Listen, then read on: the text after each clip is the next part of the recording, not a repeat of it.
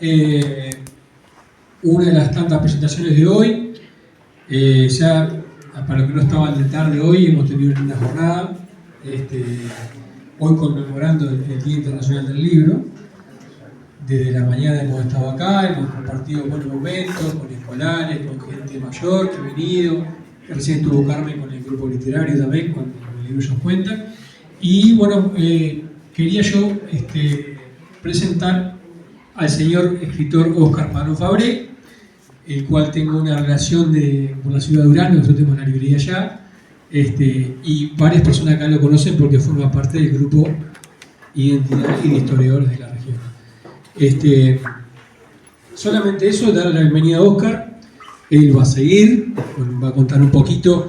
Yo lo único que quiero decirle desde mi lado comercial, desde Florienda de Libros, con el apoyo también de L de Libros y de la Asociación Española, que el libro de Óscar, el último que sacó, Rivera, el último posible, ha sido uno de los más vendidos en Uruguay.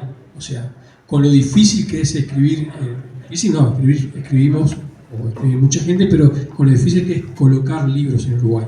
No vender, porque esto, el negocio Óscar, ¿verdad? La idea es escribir, a ellos les gusta escribir, son historiadores, pero vender, desde mi parte comercial, lo respaldo. Acá dice cuarta edición, pero Óscar, ya estamos en la sexta, me parece. No, cuarta edición. Ya va a llegar. Cuarta edición, además un libro de la magnitud que tiene, miren el grosor de páginas que tiene. La duda es por qué lo compra la gente, si lo compra como libro o para otro propósito, pero dejémoslo ahí. No, de mi parte comercial de hacer ese respaldo de que de la magnitud del escritor que tenemos adelante. Así que ya solamente quería decir eso, ya la bienvenida a Óscar acá a la tercera feria del libro que hay en Florida, y bueno, que les cuente un poquito de este libro y algunos más, porque en realidad la idea más o menos de Óscar era este libro, porque el más famoso es el último, pero hacer un paneo de los una genealogía de cómo de los demás. Bueno, gracias Óscar, te dejo a alguna gente. Muchas gracias César.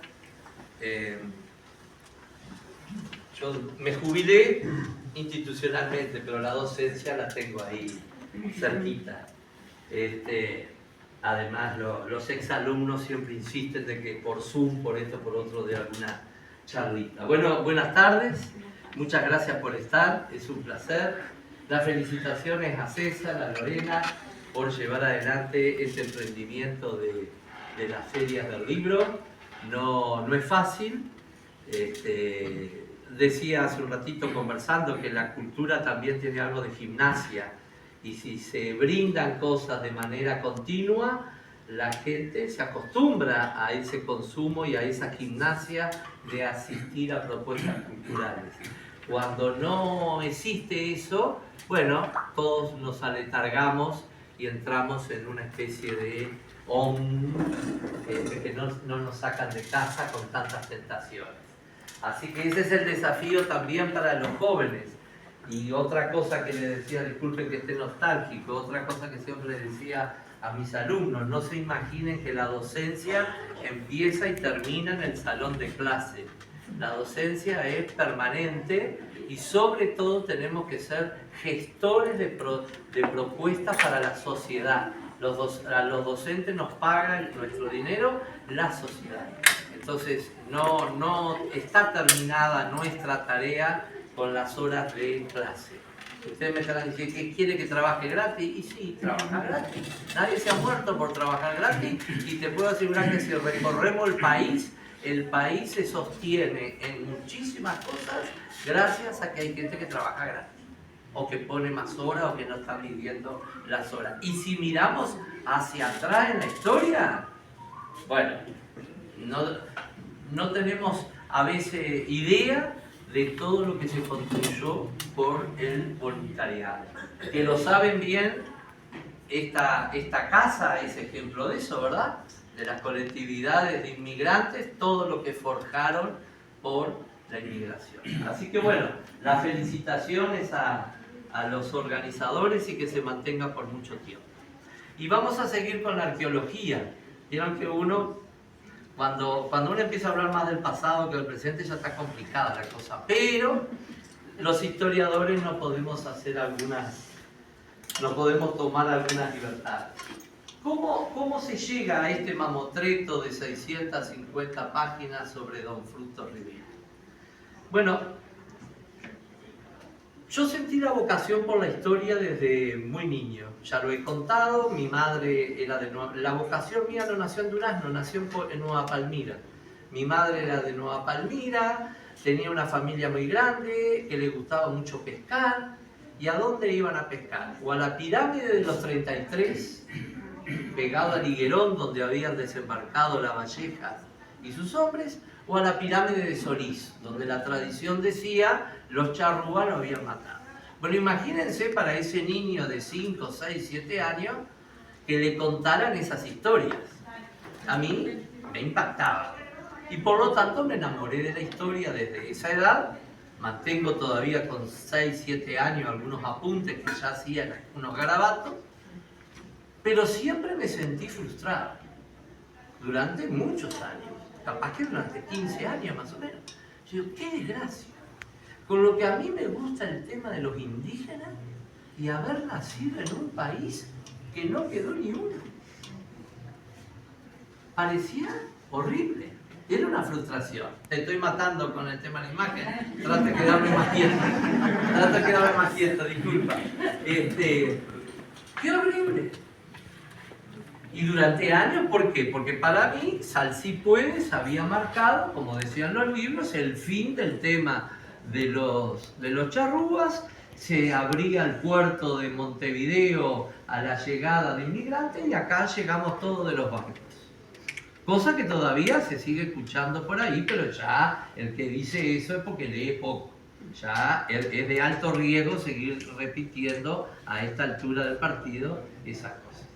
Por supuesto que una gran parte de los uruguayos venimos de los barcos, pero no venimos solo de los barcos. Y además de los barcos también vinieron los africanos, por las dudas. No vinieron solo de Europa, también África se hizo presente. Yo tuve esa idea hasta un día leí un trabajito del profesor Acosta y Lara que me sorprendió, don Eduardo Acosta y Lara, el de la guerra de los charrúas. Un linaje charrúa en Tacuarembó. Era un pequeño folletito donde mostraba que quedaban descendientes, posiblemente, del cacique Cepé, con el apellido García como vecinos de Tacuarembó. Yo dije, mirá, algo queda. Y recortaba que cada tanto en la prensa salía un artículo llamado El último charrúa. El indio Miguel en Maldonado, no sé quién. Cada tanto se ve que le faltaban noticias y descubrían a uno y le ponían, no faltaba el título, El último charrúa. Hasta que yo entro a hacer Facultad de Humanidades, vivo en Durazno, y los 2 últimos años de Humanidades yo entro en contacto con el Archivo General de la Nación y un profesor de historia, el coronel Corrales del Ordoy, nos dice a todos, pero especialmente a mí que era de Durazno, dedíquese a investigar un poco la historia de Durazno. Padrón, busquen el archivo.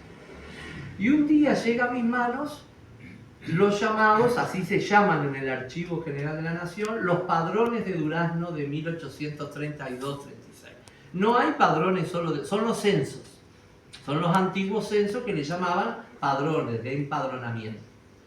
Hay de casi todos los lugares del país. Fueron atacados por la humedad, por insectos, pero en general se conservan bastante bien. Empiezo a recorrer las páginas y había una columna que dice raza. En la columna de raza, ¿qué empiezo a ver? Blanco, negro, pardo, mestizo, indio. ¿Y esto? Bueno, ese fue el gran cortocircuito. Porque siempre me gustó la matemática. Yo dije, yo veo que acá dice José Guapurá, con 5 años. En 1836 tenía 5, así que era del 31. Si vivió 80, murió en el 11. en 1911. Entonces no estoy en un país sin indígenas. Por supuesto, no hay grupos viviendo en una toldería o en un determinado sitio. Pero tienen que estar estos descendientes entre nosotros. Tienen que estar estos descendientes. Y ahí fue que me puse a buscar en la documentación, porque era documentación de Durano, apellidos que yo encontraba en ese censo de la década de 1830 y que debían estar en Durazno. Y me puse a hablar con ancianos. Y lo hice durante mucho tiempo. Tenía una motito califa y salía a recorrer los barrios de Durazno, años 80, 81, 82, hasta el 85, a golpear puertas. Porque me decían, allá vive, sí, hay uno medio indiado, medio así, y allá iba yo. Claro, al principio le erraba mucho. También recibí rechazo de algunos que la cara, el fenotipo era totalmente indígena y me decían, no, yo soy italiano. Porque hay una carga de valor en esto también. Hay una carga de valor. Había un ocultamiento.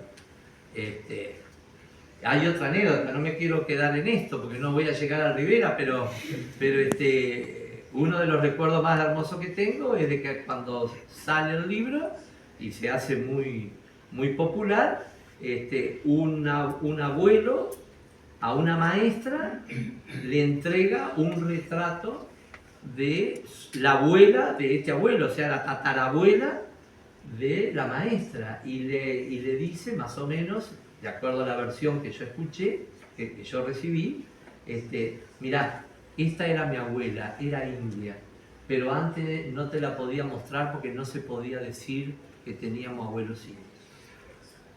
Nunca estuvo prohibido decir que tenía abuelos indios, pero había sí una especie de prohibición interiorizada como condena social de ser indígena. Así que para que vean cómo eso estaba prendido. Y de esas investigaciones salió este librito, Sangre Indígena en el Uruguay, que el pasado mes de marzo cumplió 40 años. 1986 fue la primera edición de este libro, que está recontra agotado, así que no se lo estoy vendiendo, pero para el que le pueda interesar, está en proceso la digitalización del libro para liberarlo gratuitamente al público. O sea que supongo que en unas poquitas semanas ya se van a enterar, se lo mando a Luisa. También ahora se lo voy a prestar a Luisa, que quiere tenerlo, pero ya es buena tarea. No, es que no. Me acuerdo el profesor Carlos Escafo cuando le fui a pedir los libros. Ay, padrón, dice, tengo uno de cada uno, devuélvamelo, casi llorando, devuélvamelo, por favor. Porque claro, los autores nos quedamos en los libros. Suele pasar. Bueno, ¿cuál es el tema? Que la presencia indígena, después me enteré, cuando yo ya había sacado el libro, que un matrimonio, González Risotto y Susana Rodríguez, habían hecho una investigación muy valiosa en todos los archivos parroquiales del Uruguay y que lo habían publicado un muy buen artículo en la revista histórica. Pero ¿qué pasaba? Que en aquella época no tenían internet.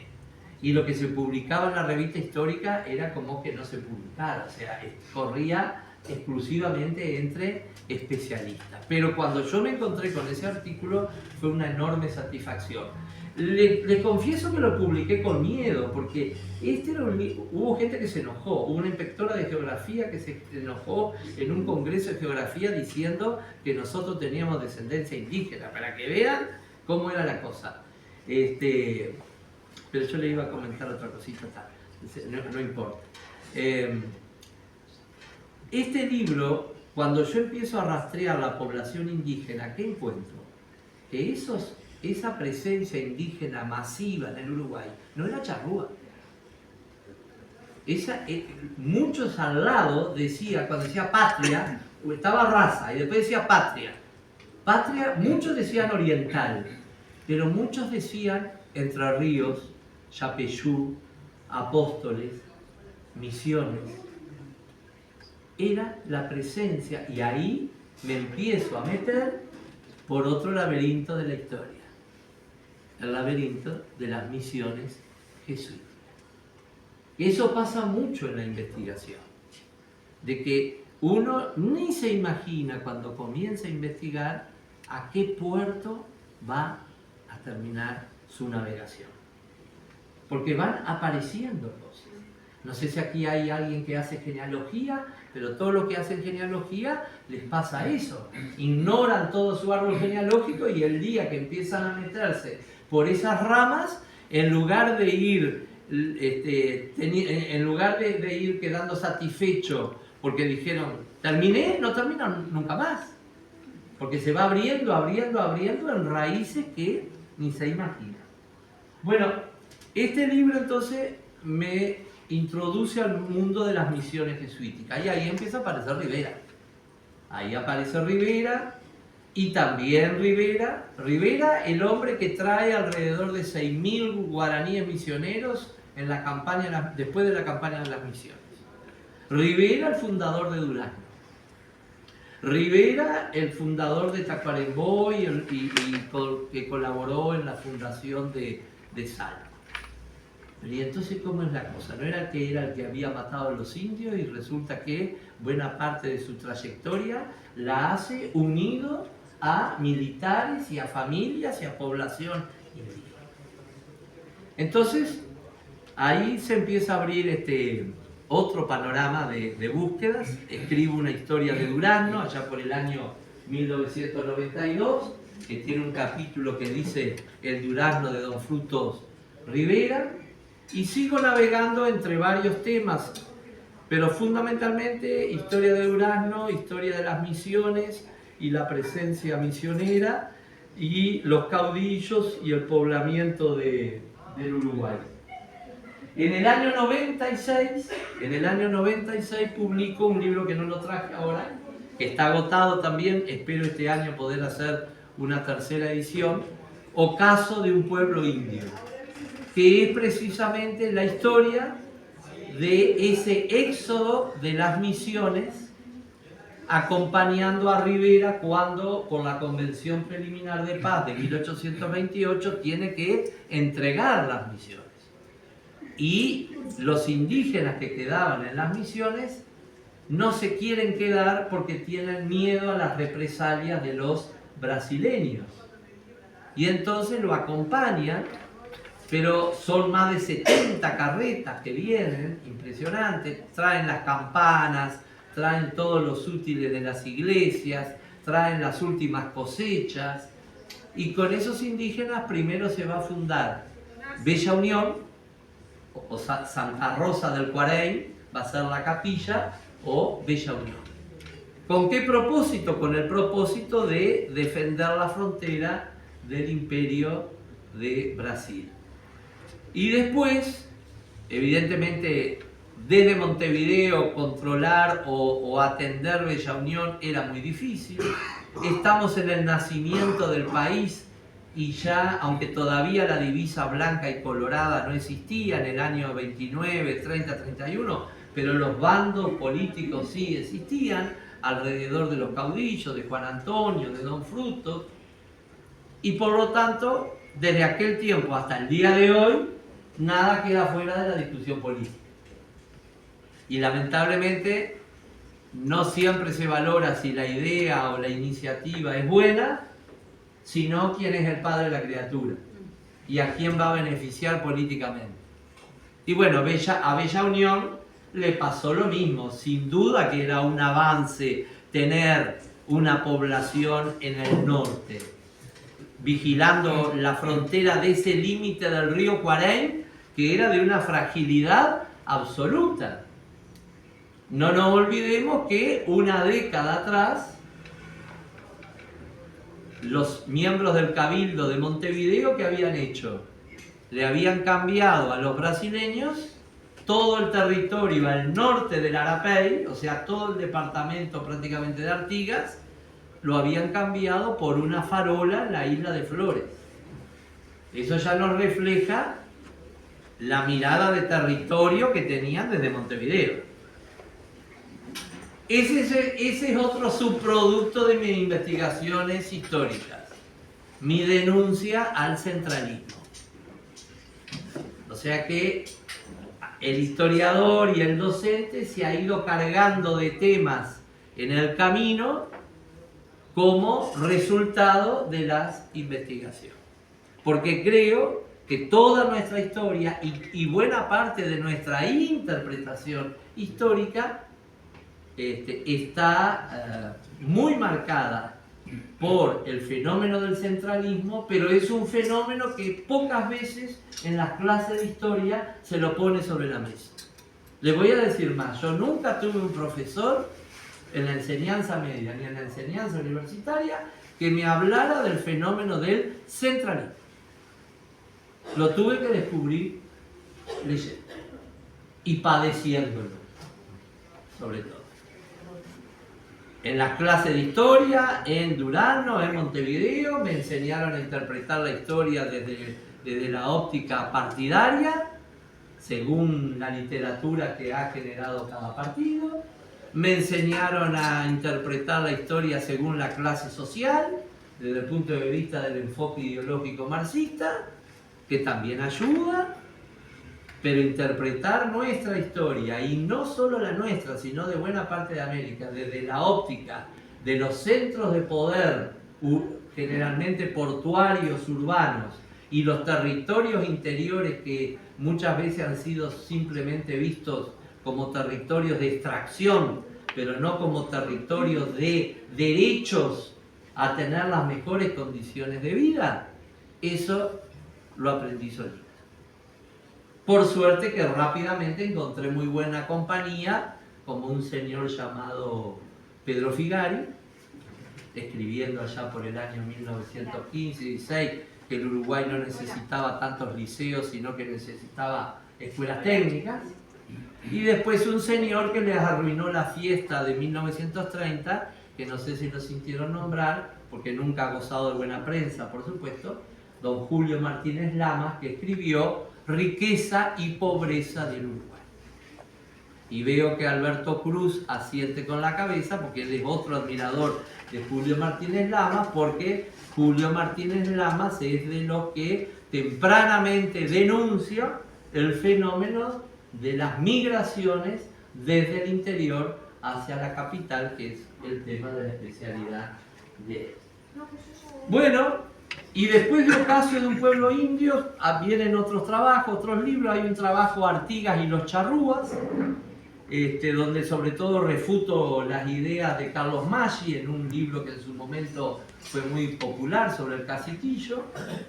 Y finalmente en el año 2004 sale este otro libro que es Los charrúas minuanes en su etapa final, donde no me dedico a las campañas como que ya lo hizo Acosta y Lara de una manera brillante en la Guerra de los Charrúas, sino que trato de analizar que este tema de los indígenas nómades es una historia de 3 siglos y que si no se tiene la perspectiva histórica de lo que pasó a lo largo de 3 siglos, no se puede comprender y no se puede entender. Pero siempre mantenía el deseo que, lamentablemente, cuando pasan los años, los sueños y los deseos se transforman en mochilas pesadas de tareas pendientes que uno no termina. Y entonces lo lindo se empieza a volver un poco angustioso, o bastante. Y era escribir sobre don Frutos Rivera, personaje del cual yo a lo largo de 30 años, 40 años, había ido juntando papelito tras papelito, porque no sé si ya les ha pasado, pero si un día se dedican a la investigación, un día, por ejemplo, van a en el archivo es más fácil, pero también pasa, están buscando un documento y se encuentran otro documento que no tiene nada que ver, pero que les abre un mundo para otra temática fantástica. Pero lo más difícil de consultar y de resistir la tentación es la prensa. Cuando uno consulta la prensa de hace 200 años o 100 años o 50, es lo más difícil de no distraerse, de no desviarse por la diversidad de temas que aparecen. Entonces, en esa búsqueda de archivos en el Uruguay, en el exterior, sobre el tema de los indígenas, sobre el tema de Rivera, fui acumulando. Pero este libro era imposible trabajando, siendo director de museos, profesor de formación media y de formación docente, y etcétera, y etcétera, y etcétera. Hasta que un día me jubilé. Y entonces dije, bueno, es el momento de Don Frutos. Saqué 2 libritos más ahí en el entremedio porque se vino el bicentenario de Durazno y tenía otro libro atrasado, Durazno Antiguo, que había sacado el primer tomo hacía como 25 años. Y yo digo, yo se ve que me tomo el tiempo al estilo Matusalén. Que voy a vivir, saco un tomo y después saco el segundo tomo a los 25 años. Horrible lo mío, ¿verdad? Espantoso. Bueno, este libro al final sale, con un enorme trabajo de redacción de cerca de 2 años, con una enorme colaboración de mi señora Eve, que está por ahí por el fondo, que era la que tenía que aguantar que mis jornadas terminaran casi siempre a las 3 o las 4 de la mañana. Jubilado, pero bueno, era la hora que uno también puede tener de pronto 4 o 5 horas para concentrarse absolutamente. Y no quería que saliera tan grande, por supuesto. Es antieconómico desde el punto de vista de los costos de impresión, después del precio en el que uno, si lo fuera a vender en el precio real, se dispararía. Y otro aspecto más práctico, andar con este libro por el país presentándolo, que es una carga tremenda. Pero la verdad que me ha dado una gran satisfacción, sobre todo cuando que ha sido muy leído por gente que no tenía ninguna simpatía por el personaje, que tenía muchos prejuicios hacia él. No es que después de la lectura de él los cambien y se vuelvan fanáticos de él, pero empiezan a aparecer los peros. Pero lo miro desde otra perspectiva, me doy cuenta que hay que entender la época, me doy cuenta que había muchas cosas para saber y para conocer y que yo no sabía. Me doy cuenta que fue una vida larga que ensilló en 1811 y terminó en 1854, 40 años de trayectoria, y prácticamente siendo la mayor parte de ella ocupando un liderazgo y un protagonismo político y militar muy importante. No solo no fue un personaje de esta tierra, es un personaje de esta región, es un personaje de la región rioplatense, o sea que lo mismo que Artigas, lo mismo que otros personajes que trascendieron el actual territorio uruguayo. Y es un libro que está fundamentalmente a bordo de 3 aspectos de Rivera. Y con esto ya voy a ir terminando porque me gustaría dejar un pequeño espacio para preguntas. El primer aspecto que abordo es el de Rivera colonizador, bajo el título de La campaña Centro Vital de la Nación. Por eso a mí me gustan y me interesan los caudillos, porque acá se cruza con el tema del centralismo y de las miradas que tenemos de nuestra historia, muy marcadas por una historiografía hecha desde Montevideo y generalmente por montevideanos. Una historiografía de altísima calidad, con figuras enormes, pero yo los invitaría a recorrer muchos de esos libros clásicos de nuestra historia nacional y van a descubrir que el interior no existe. Y la perspectiva de analizar qué pasaba en el interior al mismo tiempo que están hablando de hechos ocurridos en Montevideo, generalmente está ausente. ¿Y qué fueron los Artigas, los Rivera, los Lavalleja, los Timoteo Aparicio, los Venancio Flores, los Aparicio Saravia? ¿Qué fueron? Vamos a sacarle la divisa. Fueron los líderes de tierra adentro. Fueron los líderes que trataron de liderar y de interpretar los intereses de las sociedades que vivían del otro lado de la Quinta de las Albahacas, como dice en una frase Rivera, criticando a los doctores que están encerrados en Montevideo. Después se hablaba, nosotros mucho tiempo dijimos, no miran más allá del Paso Molino. Y ahora podemos decir con esto de la zona metropolitana, no miran mucho más allá del Santa Lucía. Se va corriendo la frontera. Pero estos líderes que yo he mencionado y los intelectuales, ahora recién hablaba con Carmen Roca del tema de la importancia de las voces femeninas en el interior, voces femeninas desconocidas muchas veces por la literatura nacional y sin embargo fueron voces femeninas muy importantes, pero que desarrollaron su vida en el interior. No lograron repercusión de pronto en Montevideo y ahí quedaron. No es tampoco una justificación localista porque no alcanza con ser del interior para justificar el valor de algo, no es eso. Lo que se hace en el interior tiene que tener los mismos estándares de calidad que lo que se hace en las grandes ciudades. Pero sí que lo que se hace con calidad en el interior sea valorado. Entonces, cuando uno hace un trabajo medio comparativo de estas figuras que fueron líderes teniendo como la base de su poder a la gente del interior, y su final fue bastante parecido. ¿O no? Más o menos.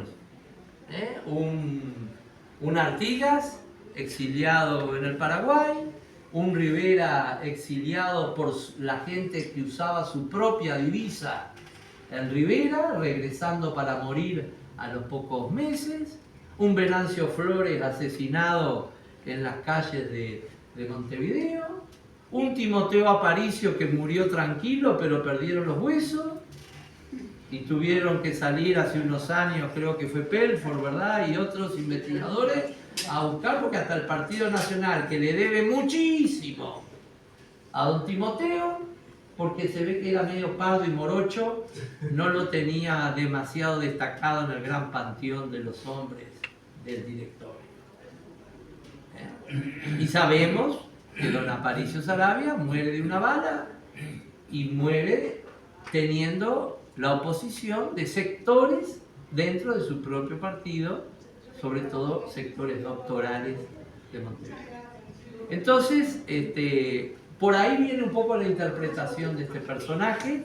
El primer capítulo entonces dedicado a la campaña, que fue la obsesión de Rivera, poblar la campaña, mucho antes que Alberdi, que decía gobernar es poblar en América. Bueno, mucho antes, lo mismo que había hecho Artigas y no lo pudo concretar. Rivera es el fundador de poblaciones, es el obsesivo por fijar los límites con el Brasil, y es el obsesivo por darle lugar a la paisanada, al indio, al negro, al mestizo como poblador de nuestra tierra.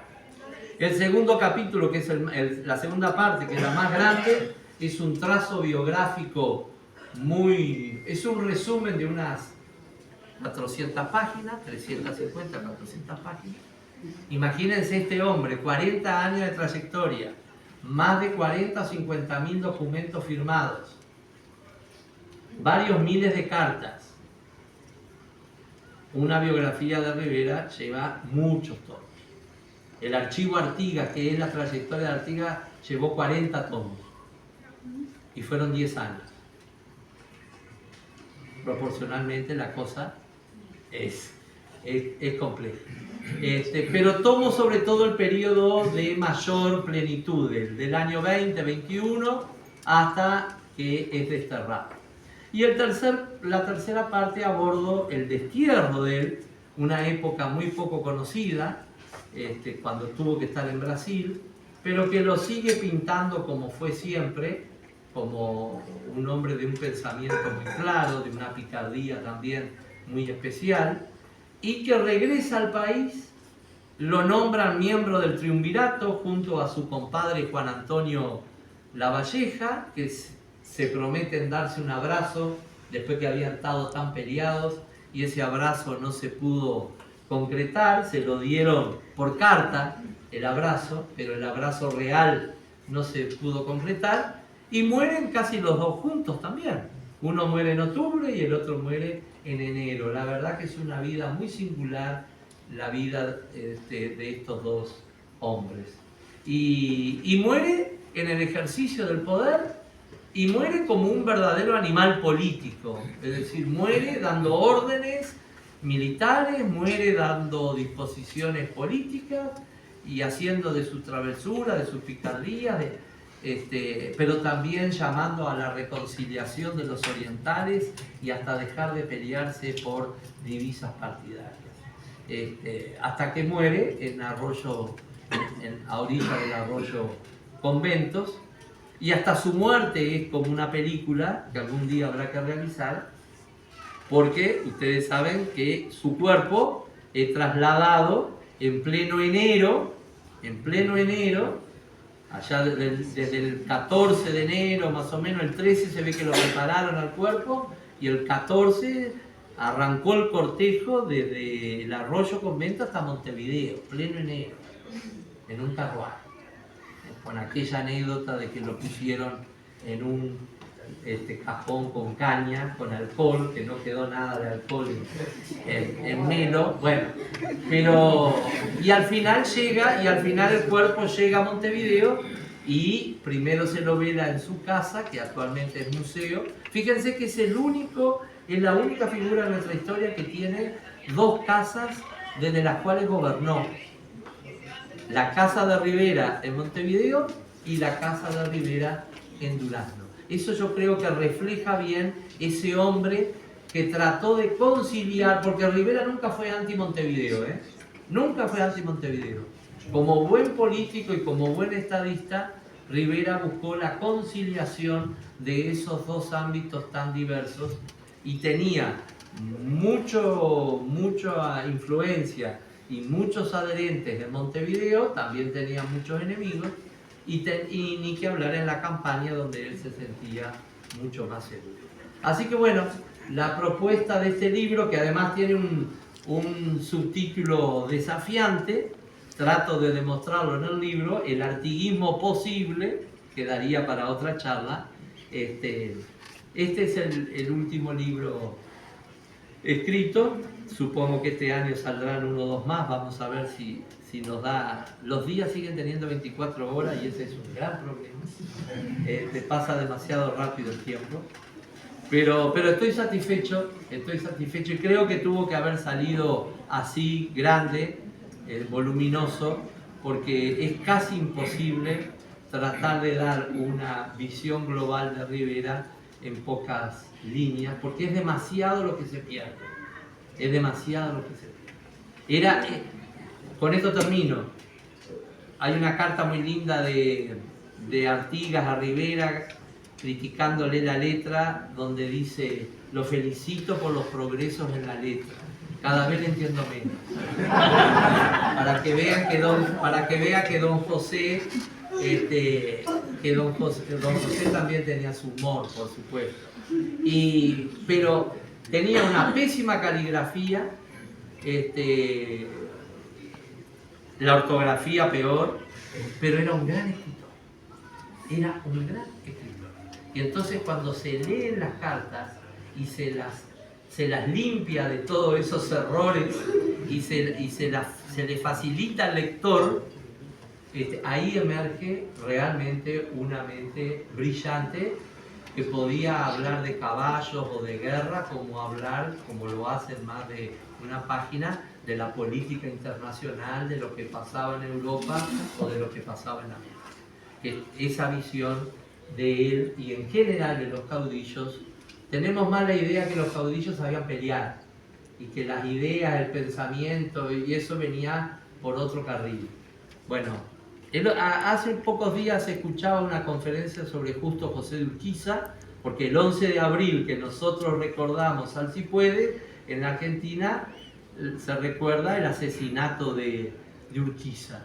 Y un investigador de la UBA decía eso: ojo con subestimar el pensamiento político de los caudillos. tenían su propio pensamiento y merece mucha más atención de la que desde las ciudades le hemos dado. Bueno, muchas gracias.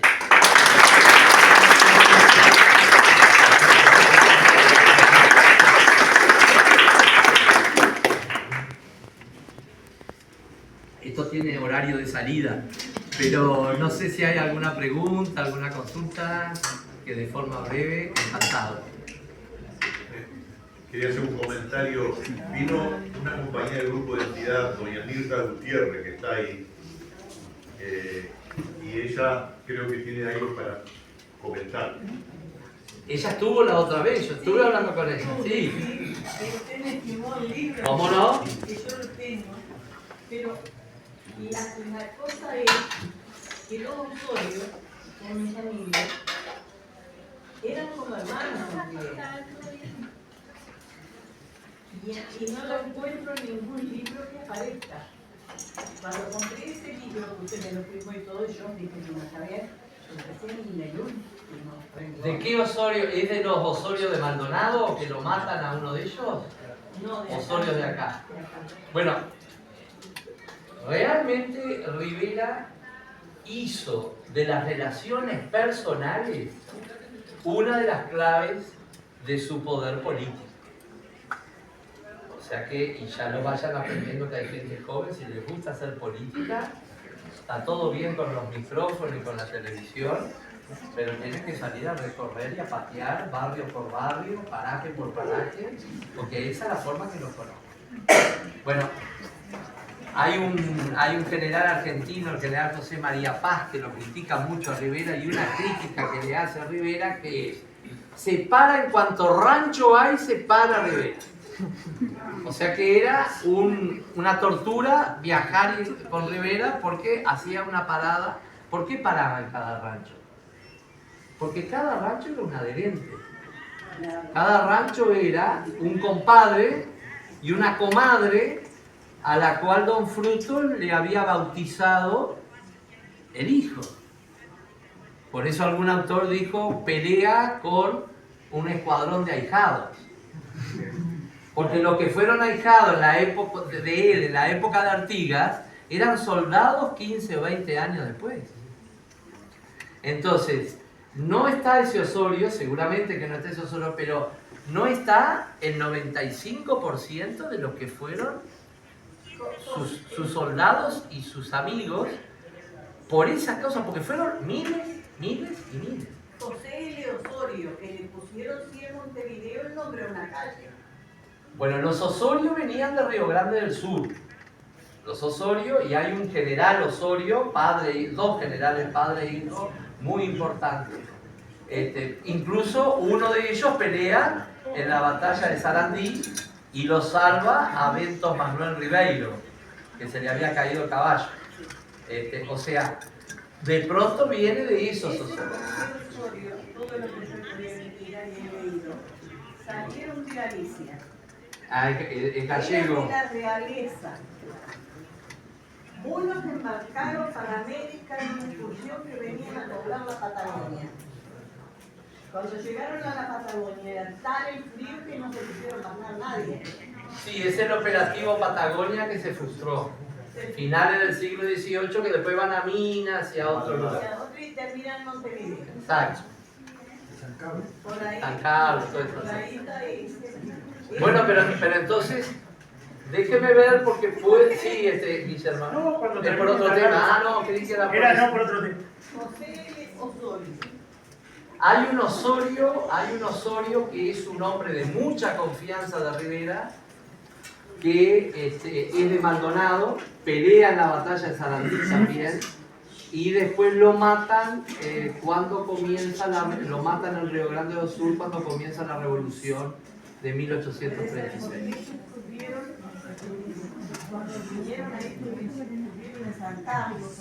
Bueno, entonces está. Entonces por eso yo le decía Maldonado. Sí.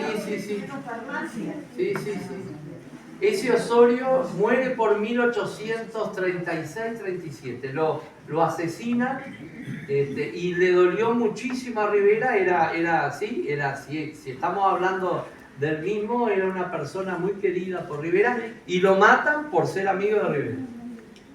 ¿Y en qué lugar lo matan? Lo matan, él se había ido para Río Grande.